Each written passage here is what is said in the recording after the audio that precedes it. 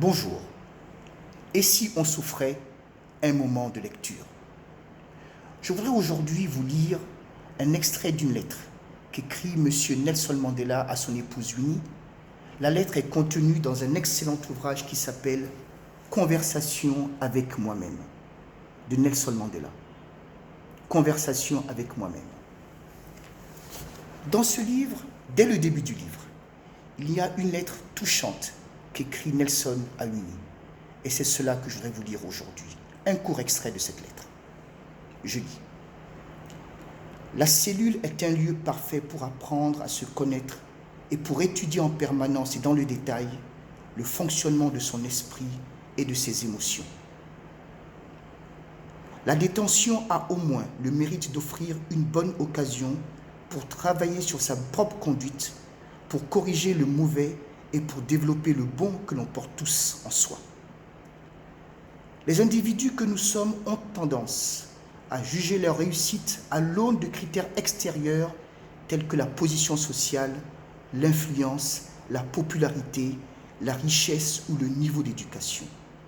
Ce sont bien sûr des notions importantes pour mesurer sa réussite. Mais il est d'autres critères intérieurs qui sont peut-être plus importants pour juger de l'accomplissement d'un homme ou d'une femme. Ce sont l'honnêteté, la sincérité, la simplicité, l'humilité, la générosité, l'absence de vanité, la capacité à servir les autres. Ce sont là les véritables fondations de notre vie spirituelle. Mais cette réussite-là n'est pas accessible sans un travail d'introspection véritable et une connaissance réelle de ses forces et de ses faiblesses.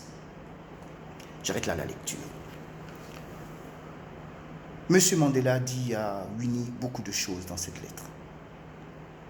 Je retiendrai juste deux choses, mais ça c'est personnel. La première chose, c'est qu'il est important de pouvoir se créer soi-même les conditions d'une cellule pour faire un travail d'introspection sincère, pour se poser les bonnes questions. Et comme le sage le dit, c'est en se posant les bonnes questions, en faisant ce travail intérieur d'introspection, que l'on peut savoir qui on est véritablement et où on désire arriver.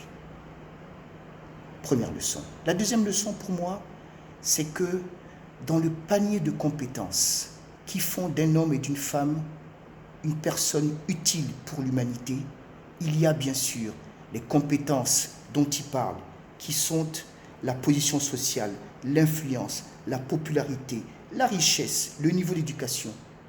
Mais il dit, et je suis en parfait accord avec lui, qu'il y a également d'autres compétences, plus importantes peut-être, qui sont intérieures. L'honnêteté, la sincérité, l'humilité, la générosité, le don de soi, la volonté de réussir par le travail à toucher l'excellence, la volonté de contribuer et d'être utile à son voisin.